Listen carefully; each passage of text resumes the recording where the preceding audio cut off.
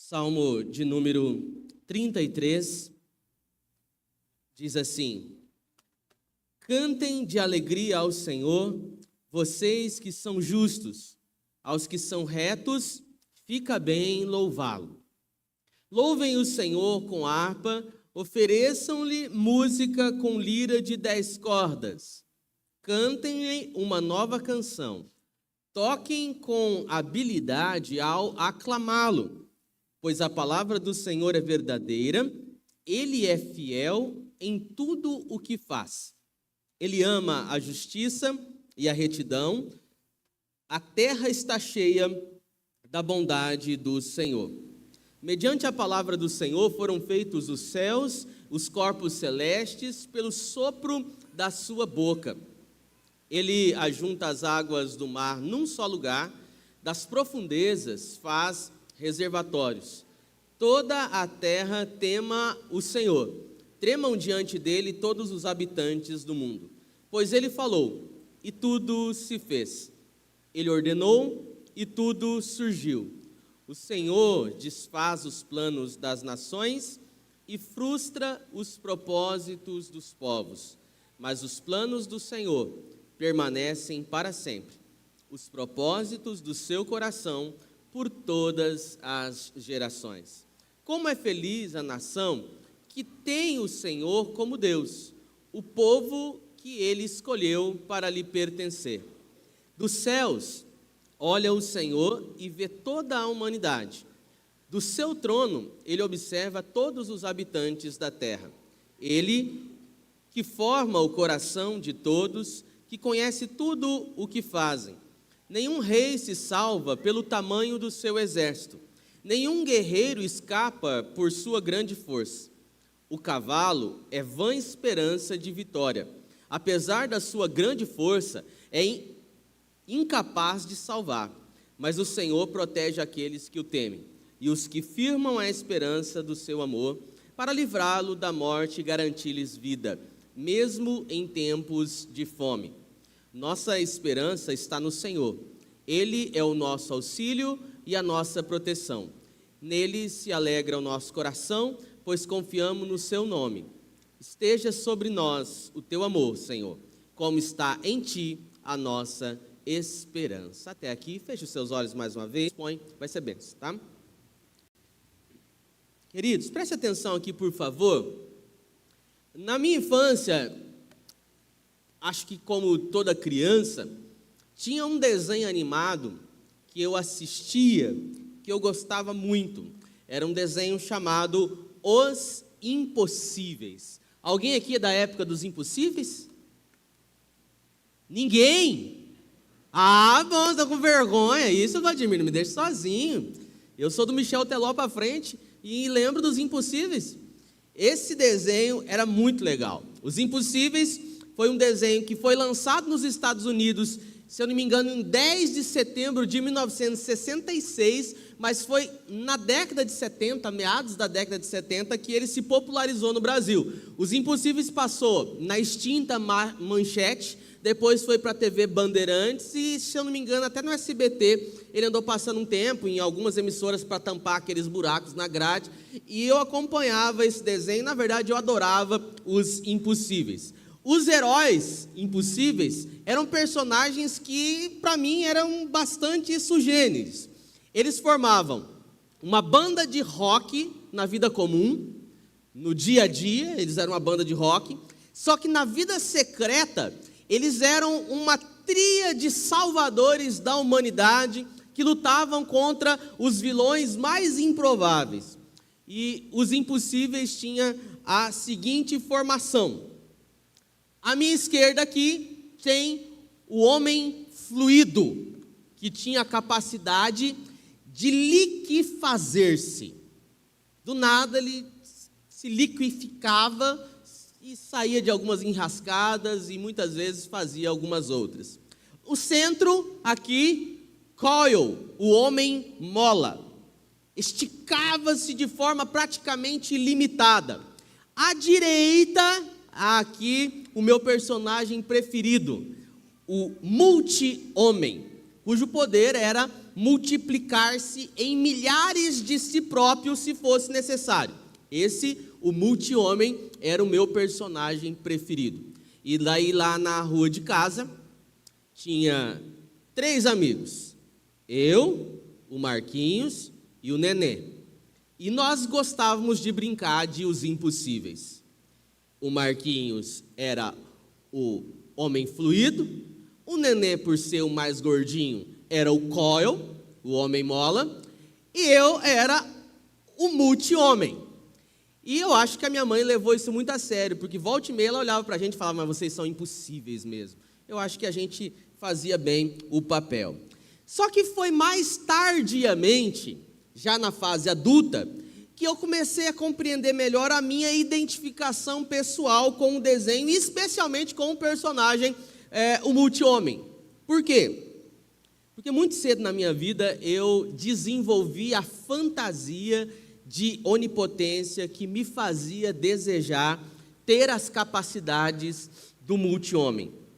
Foi muito cedo na minha vida que eu comecei a desejar ser muitos, me desdobrar em muitos, em me multiplicar em muitos, para desempenhar todos os papéis, todas as tarefas que vinham na minha frente. Foi muito cedo na minha vida que eu me vi obrigado, sobretudo por mim mesmo, a atender todas as demandas, todas as expectativas que eram lançadas sobre mim. E não foram poucas as vezes que eu tentei me desdobrar em muitos, não foram poucas as vezes em que eu me culpei por não me conseguir me desdobrar em muitos. E eu confesso aos irmãos que o pastorado só fez piorar isso na minha vida, porque eu cheguei a ouvir várias vezes essa sugestão dos próprios membros da minha igreja. Pastor, o senhor deveria ser mais de um. Pastor, vá lá em casa sábado fazer uma visita. Pô, meu irmão, sábado agora eu tenho um casamento para fazer. Ah, pastor, o senhor tinha que ser mais de um. Pastor, dá para me atender na terça-feira? Ô, meu irmão, terça-feira eu já tenho 3 atendimentos, vou terminar tarde. Ah, pastor, o senhor tinha que ser mais de um. Pastor, domingo eu vou levar alguns amigos na igreja. O senhor prega domingo, né? Não, irmão, nesse domingo eu vou pregar num outro lugar. Ah, pastor, o senhor tinha que ser mais de um. E eu que já tinha essa cobrança internalizada dentro de mim, tentava me desdobrar em mais de uma pessoa para tentar corresponder a todas as exigências e todas as expectativas que as demandas vinham sobre mim. Eu queria ser um multi-homem. Eu queria poder ser vários. Por quê? Se eu fosse vários, um daria conta do ministério. Ele entraria de cabeça no ministério, 100% focado. O outro, ele cuidaria da família, tempo aos do lar, às pessoas amadas. O outro administraria as finanças, o outro cuidaria das responsabilidades sociais, teria uma relevância na parte social na cidade. O outro poderia, então, cuidar dos problemas da família como um todo. O outro poderia ser um profissional maravilhoso, desempenhando com exaustidão todas as suas capacidades ao máximo.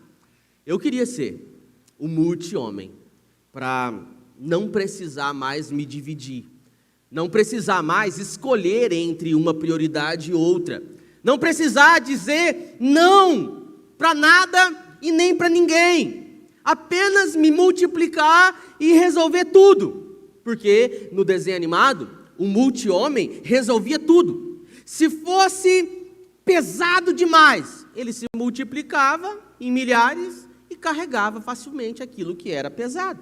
Se tivesse que achar, ele se multiplicava em muitos e procurava e rapidamente encontrava. E quando um vilão tentava matá-lo, atirava em todos. E o que sobrava dizia, você matou todos, menos o original.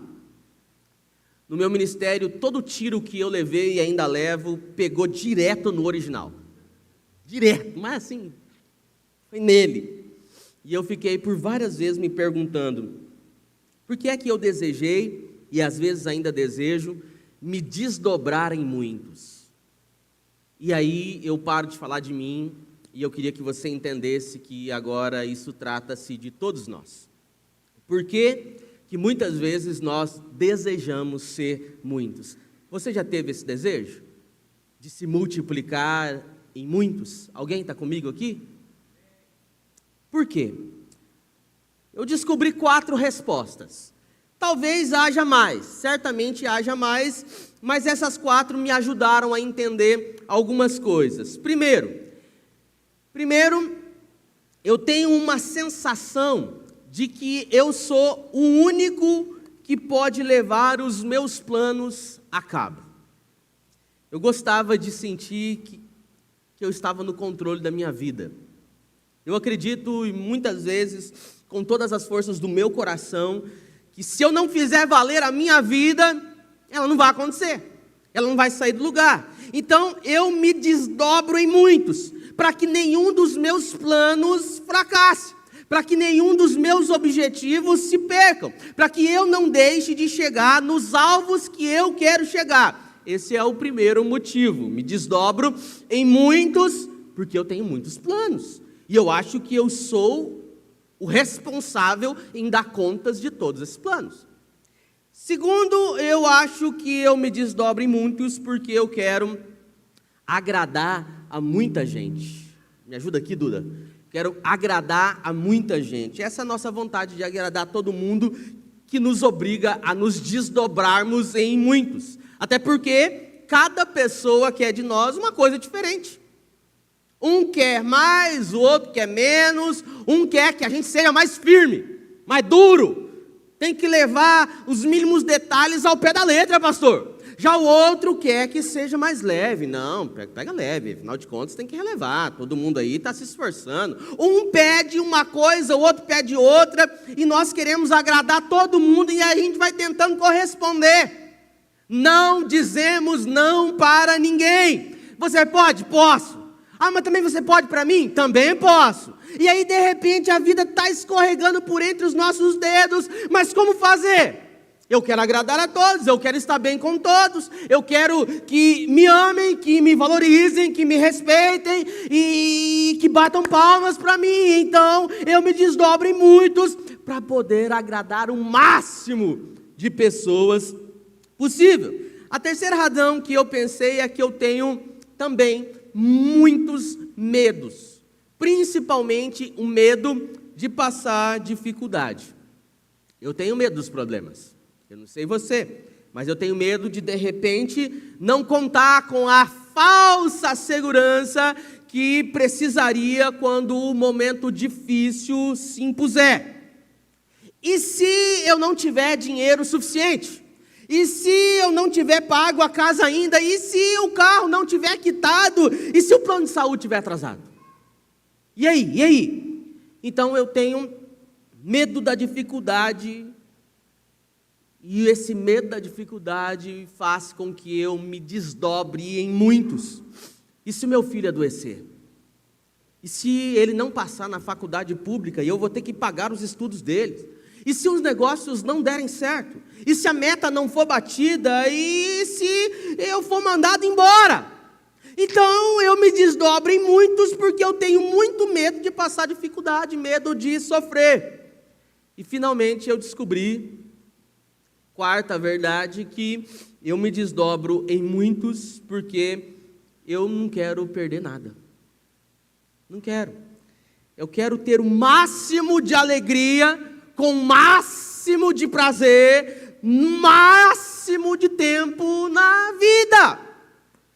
A gente quer assistir todos os filmes e séries que prometem ser bons. A gente quer estar nas redes sociais o tempo inteiro. A gente quer participar de todas as programações, de todas as festas. A gente quer conhecer todos os lugares possíveis. A gente quer viajar todas as vezes que puder. Eu quero ter o melhor carro, a gente quer morar na melhor casa, a gente quer ganhar mais dinheiro.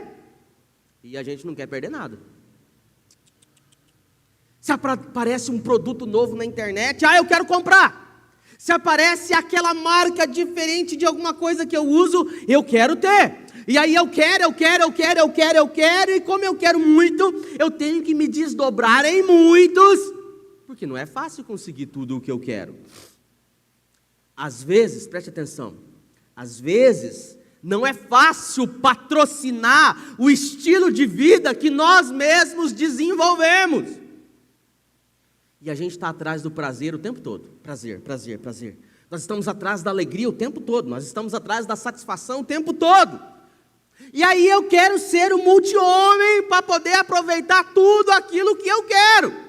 Para poder resolver tudo, para poder agradar a todos, para poder fazer cumprir todos os meus planos. Mas aí a vida vem e nos ensina que nós não somos o multi-homem, muito menos a multi-mulher. O salmista do texto que nós lemos não era um multi-homem, porque o multi-homem não existe. Nem o homem fluido e nem coil, o homem mola, eles não existem. E já que os impossíveis não existem, como fazer para não nos desdobrarmos em muitos e não nos sobrecarregarmos? É sobre isso que eu queria pensar com você nessa noite. Você já percebeu que estamos chegando perto de mais um final de ano? Agosto já foi. Estamos iniciando setembro. E quantas pessoas já estão chegando em setembro cansadas, sobrecarregadas, com um peso nos seus ombros? Este salmo que você e eu acabamos de ler nos ajuda a lidar com isso. E esse salmo começa de um jeito delicioso. Está com a sua Bíblia aberta? Se você não tiver, abra aí, deixa no Salmo 33. O salmo começa nos convidando a cantar a Deus. O salmista vai dizer: cantem, cantem ao Senhor todos, cantem todos. Os justos devem adorar, porque aos retos fica bem louvar ao Senhor. Parece que aos tranqueira não fica bem não, parece que não combina. Mas aos retos fica bem o louvor. E ele diz: cantemos, cantemos com liras de 10 cordas, com harpas, com cântico novo. Vamos louvar o Senhor, o salmista diz. E por que louvar o Senhor? Porque a sua palavra é verdadeira. Porque o Senhor, Ele é bondoso. Porque Ele ama a justiça e a retidão. Porque Ele fez a terra e a sua palavra faz a vida acontecer. A sua palavra faz as coisas acontecerem. Então o salmista diz que nós devemos fazer e por que fazer. O que devemos fazer e o porquê devemos fazer. Mas daí quando chega no versículo 10... o salmista começa a fazer algumas declarações que me chamam a atenção, e é sobre elas que eu gostaria de conversar mais profundamente. Essas declarações que o salmista faz nos ensinam algumas lições que eu gostaria de compartilhar rapidamente com você, para que você aprenda a não se desdobrar em muitos. Falar com você que está cansado, que talvez esteja sobrecarregado, você que talvez ainda não aprendeu que não é o multi-homem ou a multi-mulher.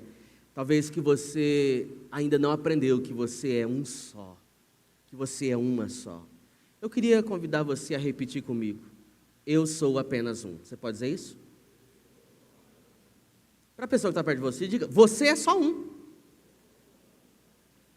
Nós precisamos conhecer mais de Deus na nossa vida, porque conhecendo mais de Deus, nós descobrimos que nós somos apenas um. E a primeira lição que nós aprendemos nesse texto é que não adianta a gente se desdobrar em muitos, se é Deus e não eu que estabelece os seus próprios planos. Entenda, não adianta eu me desdobrar em muitos, se é Deus e não eu quem estabelece os próprios planos. Veja o verso 10 do Salmo 33. O verso 10 é fantástico, ele diz: o Senhor desfaz os planos das nações e frustra os propósitos dos povos. Mas os planos do Senhor permanecem para sempre. Os propósitos do seu coração por todas as gerações. Eu me desdobro em muitos, porque eu quero muito que a minha vida dê certo. Eu quero muito que as coisas que me motivam, me inspiram, aconteçam. Eu quero muito chegar lá. Então eu me desdobro em muitos, porque eu sei que para chegar aonde eu quero, há muitos obstáculos e muitos desafios que precisam ser vencidos. E muita gente não chega. E então eu me desdobro em muitos, porque aparece no meu caminho muitas vezes pessoas muito mais dispostas a me prejudicar do que me ajudar. E eu me desdobro em muitos porque eu desenvolvi ao longo da minha vida a necessidade de me provar para sabe Deus quem. E eu me desdobro em muitos. E eu e você não queremos falhar. E eu quero ser famoso, e eu quero ser obstinado, e eu quero ter o respeito de todos, e eu quero ter o contato com o maior número de pessoas possíveis, e eu quero conseguir status, e eu quero realizar proezas, eu quero deixar um legado que me lembre, se lembre de mim, eu quero ter uma vida que as pessoas invejem. Então eu me desdobro em muitos, e eu tenho muitos planos, e eu tenho muitos sonhos, e eu tenho pavor desta vida que esses sonhos não sejam alcançados. Muitas vezes a gente quer que Deus tenha uma outra ideia de nós mesmos. Ninguém fala isso, mas no subconsciente é isso. Que Deus queira outra coisa para mim, esse é o medo. O medo é que eu tenho tantos sonhos e planos que eu temo Deus querer outras coisas que não os meus sonhos e os meus planos para mim. Eu tenho medo que Deus simplesmente boicote os meus planos. Só que o salmista diz que Deus não tem dificuldade alguma de boicotar os meus e os seus planos. O salmista diz: o Senhor frustra os planos das nações. Ele acaba com os propósitos dos povos. Eu posso me desdobrar em muitos e não irei mudar esta verdade, que diz em Provérbios capítulo 16, versículo 1. O coração do homem faz os planos, mas a resposta certa dos lábios vem do Senhor. A minha vida e a sua vida não está nas nossas mãos. Embora a gente adore pensar que está, mas não está. Que planos eu tenho? Que planos você tem, meu irmão? Recentemente eu fui fazer uma visita no hospital a uma família que de repente precisou cuidar às pressas de um ente querido. Não estava planejado, mas de repente tiveram que voltar toda a sua atenção para esse quadro. Um diagnóstico, um tratamento bastante sério. E eu estava ali orando com os irmãos e com as irmãs no hospital, quando um dos irmãos que estava ali me chamou para o canto e me disse: pastor, todos os nossos planos mudaram completamente. O que nós íamos fazer, nós não vamos mais fazer. A viagem programada, nós não vamos mais viajar. Nós vamos ter que fazer outras coisas, porque tudo mudou do dia para a noite. Irmãos, e como que a nossa vida vira de cabeça para baixo de uma hora para outra, não é verdade? Eu fiquei pensando sobre aquilo, e me veio essa pergunta na cabeça: que planos nós temos? Quais os planos que nós realmente temos? Porque eu vou fazer isso, porque eu vou chegar até tal lugar, porque eu vou realizar essa situação, porque eu vou dar conta desse recado. Que planos nós temos? Aí o Senhor permite com que nós adoeçamos e estamos na cama e não podemos fazer absolutamente nada daquilo que nós tínhamos pensado em fazer. E eu disse para aquele irmão naquele momento: olha, irmãos, eu acho que o plano é a gente entregar tudo. Eu acho que esse é o plano. O plano é entregar tudo.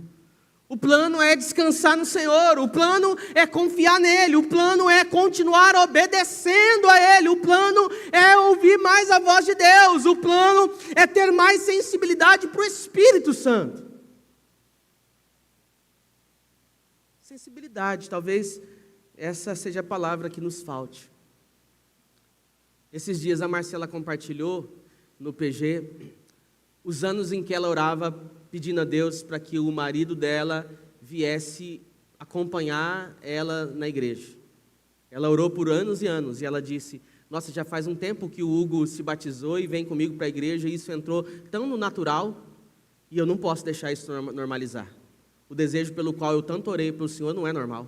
Ele realizou, Ele me fez privilegiado de ter a minha família junto comigo adorando a Deus, e isso é uma bênção, eu não posso normalizar isso. Veja, sensibilidade para ver o que Deus está fazendo com os planos dEle nas nossas vidas. O plano é perguntar: Senhor, para onde? Para onde o Senhor quer me levar? Para que caminho o Senhor quer me direcionar? Porque os caminhos dos homens não têm poder de se impor, mas os caminhos do Senhor, diz a Bíblia, jamais serão frustrados. Porque os planos de Deus jamais podem ser frustrados, amém? O propósito do nosso Pai não pode ser frustrado, não. Foi o que Jó aprendeu. Jó, depois de todo o sofrimento que ele enfrentou, todas as perdas que ele teve, finalmente Jó declarou: bem sei que tudo podes, falando do Senhor, bem sei que tudo podes, e nenhum dos seus planos pode ser frustrado. Quando é que nós vamos entender isso, irmãos? Quando é que nós vamos entender isso? Meu Deus! Quando é que eu vou entender que se Deus me quiser lá, Ele vai me pôr lá? Se Ele não quiser, Ele não vai me pôr lá e não vai ser eu que vou chegar lá.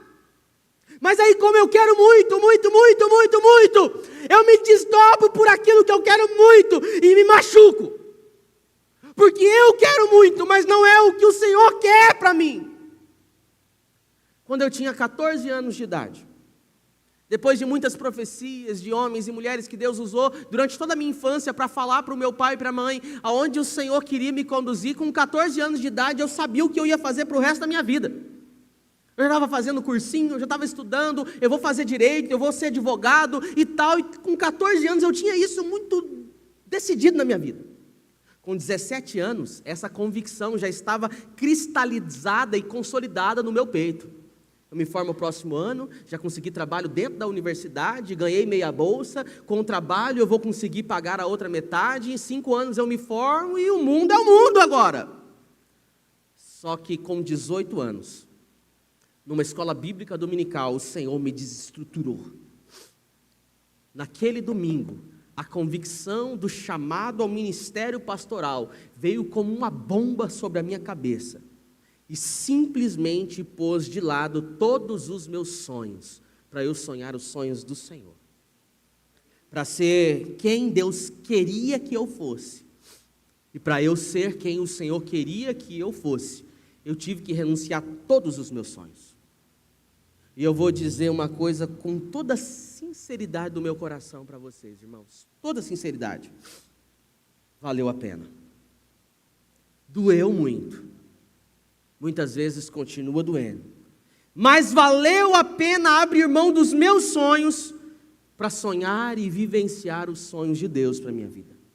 Valeu a pena abrir mão dos meus planos para viver os planos de Deus. Os meus planos, eles podem ser frustrados e certamente serão, mas os planos de Deus não. Então o meu plano agora é obedecer ao Senhor. O plano é ouvir a voz do Senhor. O plano é ser sensível ao Espírito. O plano é entregar e descansar. Esse é o plano. Se amanhã o Senhor quiser que eu faça, eu farei. Se amanhã o Senhor quiser que eu vá, eu irei. E eu vou fazer sempre o melhor. Esse é o plano. Eu vou fazer da melhor maneira que me for possível. Mas seja feita a vontade de Deus e não a minha. Eu não quero mais me desdobrar em muitos para realizar os sonhos que não são os sonhos de Deus para a minha vida. São os meus. Eu não quero.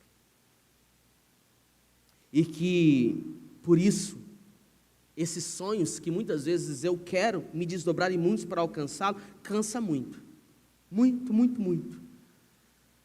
E a segunda lição que eu aprendo com este salmo é que não adianta, preste atenção, não adianta eu me desdobrar em muitos se é Deus e não os outros, quem sabe quem realmente eu sou. Veja o verso de número 13 desse texto. Esse verso é lindo. Ele diz: dos céus olha o Senhor e vê toda a humanidade. Do seu trono ele observa todos os habitantes da terra. Ele que forma o coração de todos, que conhece tudo que fazem.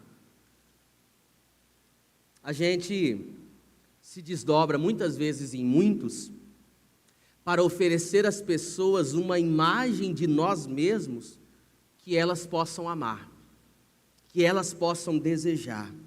E a gente se desdobra em muitos para que as pessoas finalmente acreditem que a gente tem para oferecer a elas tudo aquilo que elas poderiam esperar de nós.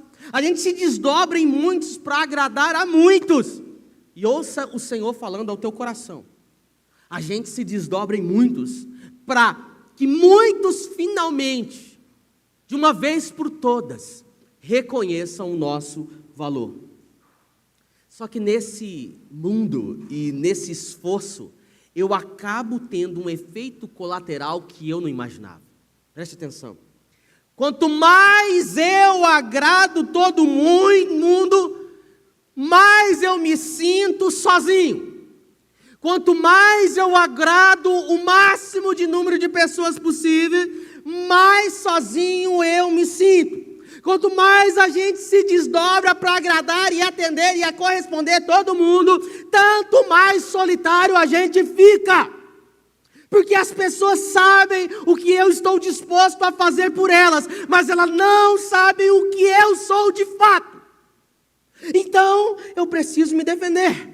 Então, eu preciso construir mentiras para sustentar aquela imagem que eu criei de mim mesmo. Então, eu preciso construir muros que me protejam. E eu já não sou mais quem eu sou mesmo. E luto para construir e continuar edificando essa imagem de quem na verdade eu não sou. E aí você vê homens que são prestativos, solícitos, extremamente cuidadosos, dispostos e disponíveis para tudo, não dizem não para ninguém, são queridos. Mas Deus sabe o quanto esses homens são infelizes. O quanto esses homens se sentem sós, o quanto esses homens têm sentimentos reprimidos, o quanto eles não têm coragem de confessar para ninguém, nem para suas esposas, o que está no mais íntimo do coração deles. Mulheres que se esforçam ao máximo, cuidam dos filhos, cuidam da casa, cuidam do marido, trabalham fora, têm uma vida que as suas amigas invejam, mas ninguém sabe o que ela já não dorme à noite há muito e muito tempo. Mas ninguém sabe que por muitas e muitas vezes ela já pensou em morrer, e que elas desejariam morrer se esse fosse um caminho mais fácil do que ele parece ser. Eu agrado todo mundo, mas enquanto eu busco agradar a todo mundo, a minha essência se perde, porque eu esqueci a verdade, que eu não preciso agradar a todo mundo, eu só preciso agradar a Deus, porque Ele me conhece, Ele sabe quem eu sou de verdade. Irmãos, todo esforço que nós fazemos para maquiar a imagem que nós temos para os outros, para Deus não tem valor nenhum. Todo esse esforço que a gente tem de tentar mostrar para os outros quem nós na verdade não somos, para Deus, isso não tem valor algum. Toda mentira que você, porventura, conte para as pessoas, para que elas não venham a pensar mal de você, diante de Deus isso não tem significado ou função alguma. Tudo aquilo que eu escondo das pessoas, para que elas não se decepcionem comigo, para que elas me amem mais, ao máximo, Deus conhece muito de perto e muito melhor. Muito melhor. Tudo que eu escondo das pessoas para que elas não se decepcionem comigo, Deus conhece lá no nosso íntimo. Ele sabe de tudo. E sabe o que é legal? É que mesmo o Senhor sabendo de tudo, Ele ainda nos ama. Ele ainda continua nos amando. E aleluia por isso. Glória a Deus por isso. Aleluia, porque para Deus, eu não preciso mentir. Para Deus, nós não precisamos usar máscaras. Deus, eu não preciso esconder nada. Até porque Deus, eu não posso esconder nada dele. Os olhos do Senhor estão sobre tudo e todos. Os olhos do Senhor estão sobre nós, estão sobre mim, estão sobre você. Amém ou não amém? No nosso coração, a gente constrói imagens e muros que para as pessoas se tornaram intransponíveis, mas Deus enxerga para além desse muro. E no coração de Deus, irmãos, nós somos sempre bem-vindos. O amor de Deus, Ele nos abraça, porque Ele sabe o que nós não somos, tudo aquilo que a gente demonstra ser. Ele sabe de tudo aquilo que nós demonstramos e gostamos que as pessoas pensem que somos, mas na verdade o Senhor nunca esperou isso de nós, nunca esperou. Ele só quer que nós entreguemos o nosso coração. Talvez você esteja aí se retorcendo no seu lugar, perguntando para si mesmo, mas o que eu tenho que fazer? Meu jovem, você só tem que entregar o seu coração para o Senhor. Você entrou nessa igreja dizendo que nem acreditava em Deus. Você se dizia para tudo e para todos ateu. Na verdade, você está sendo um à toa. Porque a questão não é se você acredita ou não acredita. A questão é quando é que você vai perceber que você é amado por Deus. Mas o que eu faço? Aí agora, onde você está. Entrega o seu coração para Deus. Entrega o seu coração. E para de tentar se desdobrar em muitos. Porque a gente se desdobra em muitos, porque a gente acha que os nossos relacionamentos estão sempre por um fio. E muitas vezes a gente descobre que eles estão de fato por um fio mesmo. Que eu falho com alguém ou com alguma coisa, e é só falhar com esse alguém que de amado eu passo a ser odiado. Imediatamente. Na vida de qualquer um é assim. Na vida de qualquer um. É só eu não atender um pedido e de bênção eu passo a ser uma pedra de tropeço na vida de alguém. Porque o povo difícil de agradar é o tal do ser humano. Difícil. Mas quando nós queremos agradar somente a Deus, preste atenção. Quando nós queremos agradar a Deus, mesmo que nós falhamos, o Senhor não nos rejeita. Pelo contrário, Ele nos abraça e nos põe de pé e nos diz: siga em frente, porque eu ainda estou com você. Aleluia. Nada me surpreende em você. Não, eu te conheço muito bem. O salmista diz: ainda quando os meus ossos não estavam formados, o Senhor me conhecia. Ainda na barriga da minha mãe, o Senhor me formaste. O Senhor não se escandaliza, não se assusta e não se surpreende com nada em você. Ele continua te amando. Por isso você e eu não precisamos nos desdobrar em muitos, porque o amor por mim não está em jogo. Não está. Eu não preciso me desdobrar em muitos, porque aquele que me abraçou não está pensando o tempo inteiro em me jogar fora, não. Eu não preciso me desdobrar em muitos, porque aquele que mandou o seu filho para morrer por mim, já escreveu o meu nome no livro da vida. Segurança no amor de Deus é o que traz paz no meu coração. Então eu posso dizer não. E eu sei que pode ser que um ou outro fique chateado comigo. Mas perdão, meu irmão, perdão, minha irmã, em nome de Jesus, me perdoa. Eu não estou aqui para agradar você ou os outros. Eu estou aqui para agradar o Deus vivo e verdadeiro. E Ele me diz o que eu preciso fazer nessa vida. Eu não sou um multi-homem. Você não é a multimulher. Nós não somos o Messias. Nós não somos Deus. Mas nós temos um Deus que nos ajuda e cuida de nós, e cuida de você, e cuida de mim, aleluia, por isso. Terceira lição que eu aprendo nesse salmo é que não adianta eu me desdobrar em muitos, se é Deus e não os recursos que me sustenta no meio da dificuldade. Você pode repetir isso comigo? É Deus e não os recursos que me sustenta na dificuldade. O verso 16 é tudo de bom. E com ele o versículo 17, 18 é sensacionível, que é sensacional com outro nível. Nenhum rei, olha o versículo 16, nenhum rei se salva pelo tamanho do seu exército, presta atenção. Nenhum rei se salva pelo tamanho do seu exército. O interessante é que é preciso se desdobrar em muitos para ter um grande exército. E ele continua: nenhum guerreiro escapa por sua grande força. O cavalo é vã esperança de vitória. Apesar de sua grande força, é incapaz de salvar. Verso 18. Mas Deus protege aqueles que o temem, aqueles que firmam a esperança no seu amor. para livrá-los da morte e garantir-lhes a vida, mesmo em tempos de fome.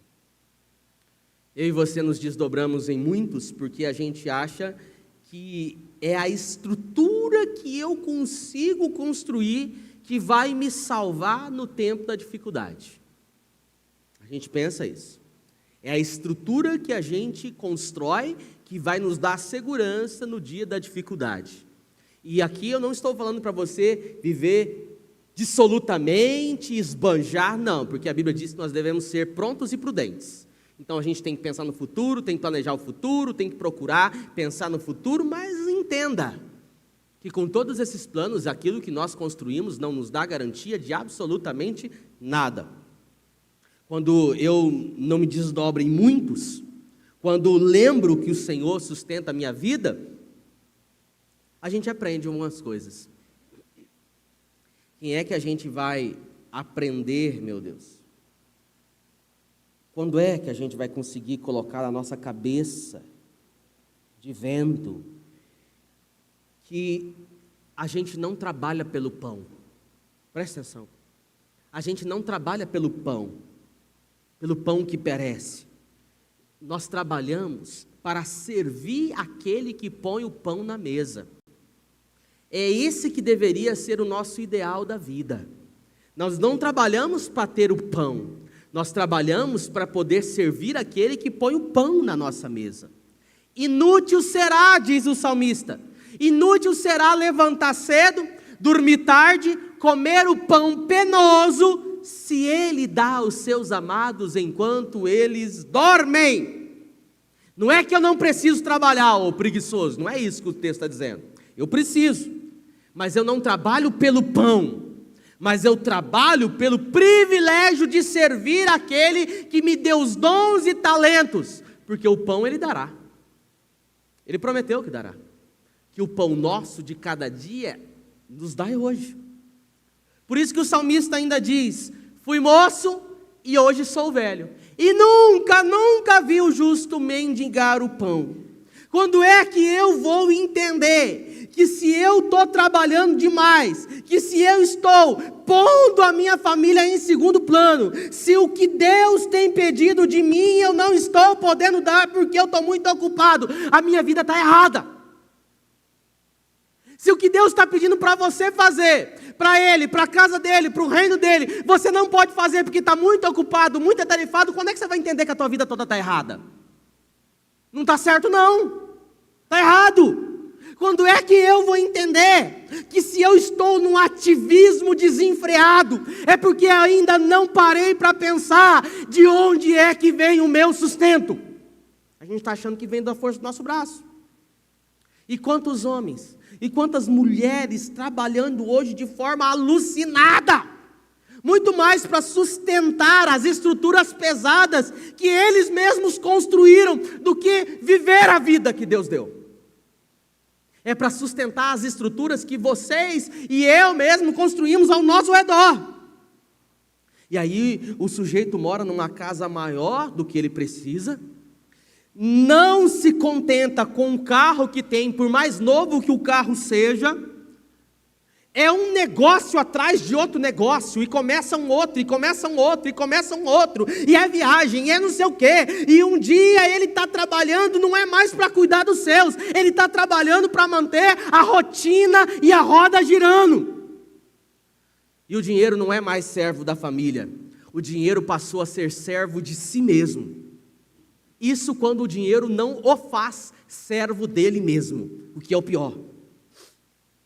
Eu não preciso ficar citando exemplo, porque o mundo está cheio de exemplos, de gente que não desfruta mais, está na verdade equilibrando os pratos para não deixar nenhum cair no chão, não vive mais, não tem vida, não serve a Deus, não tem tempo para nada para Deus, vai morrer sem ter tido uma única experiência de abrir mão das suas preocupações com dinheiro, para poder dar alguma coisa de si para o reino de Deus.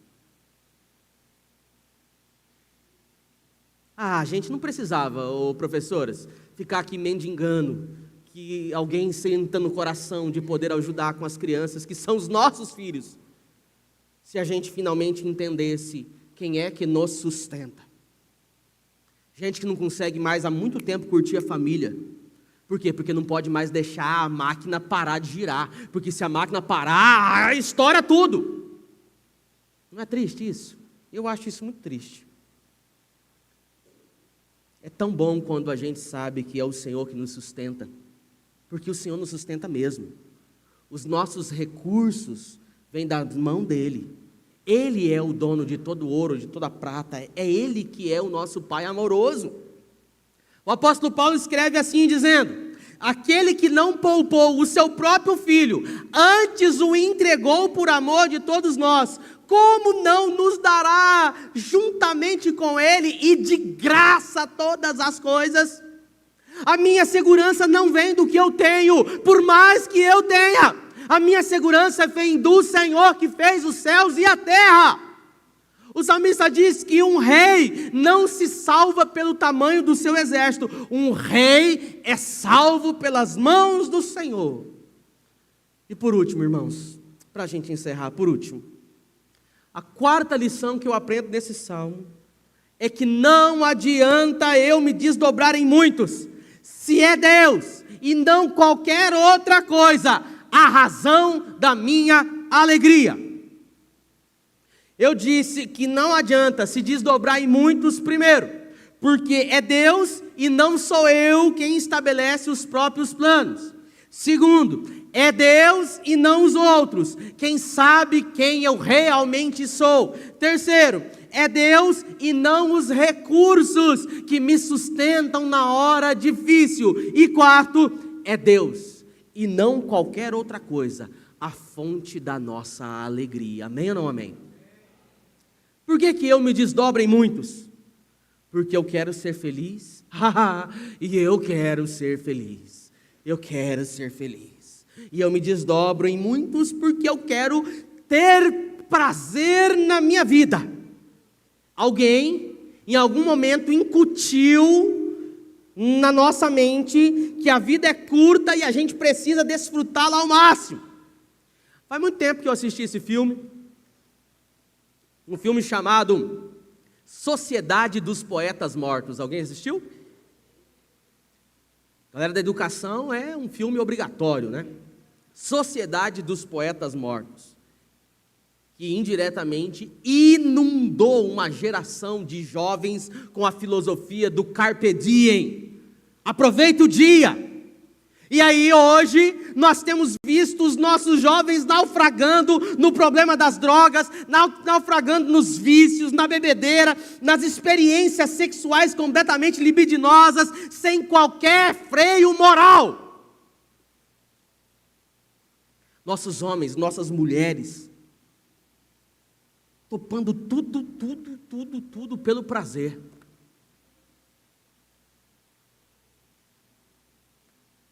Uma geração aficionada por experiências de prazer que não entendem por que nunca tem prazer. Querem prazer, mas não sabem por que nunca sentem prazer. Talvez Chesterton estivesse certo quando escreveu: na nossa busca desenfreada pelo prazer, nós perdemos o prazer principal, porque o prazer principal é a surpresa. Talvez ele esteja certo, porque quem é que se surpreende com aquilo que provoca? Quem é que se alegra com aquilo que tenta fazer por conta própria? Nós criamos, olha que loucura, nós criamos remédios para dar prazer, e eles não mais fazem efeito sobre nós. E aí nós nos dopamos demais, porque queremos mais prazer e não alcançar, a gente vive essa busca frenética e absurda atrás do prazer, se não nos remédios, no sexo, se não no sexo, na traição, se não na traição, no trabalho, e a gente vive freneticamente em busca dessas coisas. Nós não queremos perder nada, porque nós queremos encontrar espaços de prazer em tudo que nós colocamos à frente. E a gente começa um projeto novo, não dá prazer, a gente abandona. E a gente começa um novo desafio, até quando está sendo prazeroso, a gente vai. Daqui a pouco, se entra na rotina, vira monotonia, não quero mais.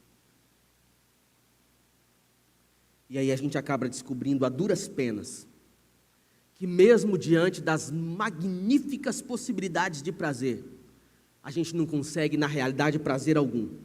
A gente consegue azedar os prazeres dos outros. A gente consegue azedar mesmo aquelas coisas que trariam satisfação e contentamento para qualquer um, menos para a gente. Ou você nunca viu uma pessoa infeliz na praia? Nunca viu? Uma pessoa infeliz na praia e ainda estragando o passeio de todo mundo. Já viu gente assim? Meu Deus.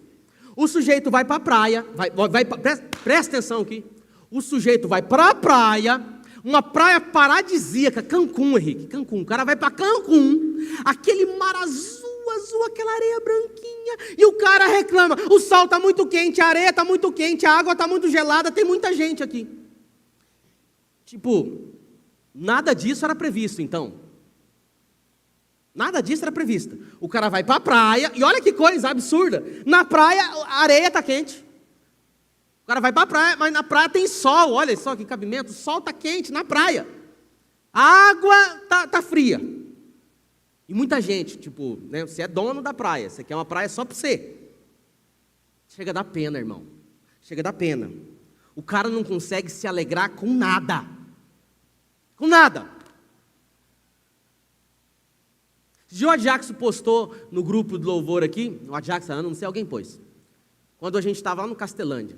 Eu no violão, a Jo no gogó, a Ana no outro gogó, a Adjackson com um pé no contrabaixo e outra na bateria. A gente não tinha dinheiro para comprar palheta. Eu fazia as minhas palhetas de cartão de crédito velho ou tampa de margarina. Porque R$ 1,50 no caixa da igreja era prejudicial. Hoje a gente tem tudo isso e não está bom. Não está bom. Falta contentamento. Falta alegria. Eu não sei o que falta. Não sei. Sabe? Gente que não consegue se agradar com nada. Que azeda o programa bom de todo mundo o tempo todo. Que reclama de tudo. Sabe? A família do caboclo tem duas alegrias. A primeira quando sai para viajar, a segunda quando volta. Meu Deus, nunca mais eu saio com esse fulano. Murmuração, conversa boba. Quando ri às custas do constrangimento alheio. Vergonha, chateia, machuca, magoa. Por quê? Porque não é feliz. Não é feliz. É gente que é infeliz. E a gente aprende rápido na vida que não adianta mudar de lugar. Presta atenção. Não adianta a gente mudar de lugar. A infelicidade vai dentro da gente para outro lugar. Porque a felicidade não está num local, numa cidade. Está aqui, ó. Interessante que quando o pecado entrou na história da humanidade, pela desobediência de Adão e Eva, o Senhor tomou, logo que o pecado entrou, duas decisões. Primeiro, bloqueou o acesso do homem e da mulher na árvore da vida. E segundo, expulsou-os do paraíso. Por quê? Porque em pecado, você não pode viver e nem frequentar bons lugares. Paraíso e vida perdem a graça quando o coração está contaminado. Mas quando o coração está cheio de Deus, até o lugar mais simples ganha contornos de uma bênção do céu para a nossa vida. Eu me lembro que, ainda seminarista, eu ia visitar o irmão Nadir Rangel, um senhor que na época passava dos seus 70 anos, num sítio 11,5 quilômetros longe da cidade, num trecho ruim. A gente ia visitar o seu Nadir, 3 horas da tarde, o sol rachando, ele furando cerca, buraco para pôr cerca. Parava o serviço, pegava um copo d'água, aquele copo de alumínio, todo arregaçado, batido, mas limpinho, mareado, né? Uma aguinha gelada debaixo de um pé de manga, horas de conversa, não saía uma queixa, uma reclamação. O peito queimado do sol, sem camisa, suando, e era só bênção para contar. Debaixo de um pé de manga, com um copo de alumínio batido. Só bênção para contar. Mas hoje falta contentamento. e o sujeito está lá sofrendo no exterior, reclamando e se achando azarado porque nada dá certo na vida dele. E de repente, no mesmo dia, do lado tem alguém feliz da vida na varanda da casa, comendo salame e tomando refrigerante sem gás. Feliz da vida. Quando é que a gente vai entender que a verdadeira alegria está no Senhor e não naquilo que nós temos, compramos ou vamos? No Senhor. Não é uma questão daquilo que eu experimento nessa vida, mas é uma questão de quem eu experimento dentro de mim. A nossa alegria está no Senhor, irmãos. Está no Senhor. No Senhor eu já achei. Uma canção linda da harpa cristã que dizia: já achei um bom amigo, Jesus o Salvador, o escolhido dos milhares para mim. Dos vales é o lírio, a estrela da manhã, o escolhido dos milhares para mim. No Senhor eu já achei. Eu não me desdobro em muitos, porque eu já achei. Eu já achei. Eu já achei a pérola de grande valor. Eu não estou mais procurando nada nessa vida. Eu não estou mais esperando a grande sacada. Eu não estou mais esperando a grande tacada que me leve a um patamar que eu nunca imaginei. Eu já achei. Eu já encontrei. O Senhor já me preencheu. Eu sou feliz da vida em Jesus. Aleluia. O Senhor é bom. Você e eu não precisamos nos desdobrar em muitos. Sabe por quê? Deus é a fonte da nossa alegria. E se você não tiver no Senhor a fonte da sua alegria, nada, meu irmão, preste atenção, nada nessa vida vai suprir essa alegria. É o Senhor. No teu coração tem um vazio do tamanho de Deus. Não é o teu pai ausente, não é a tua família desestruturada, não é as coisas que você tanto quer e não tem, que vai te dar alegria, não! É o Senhor.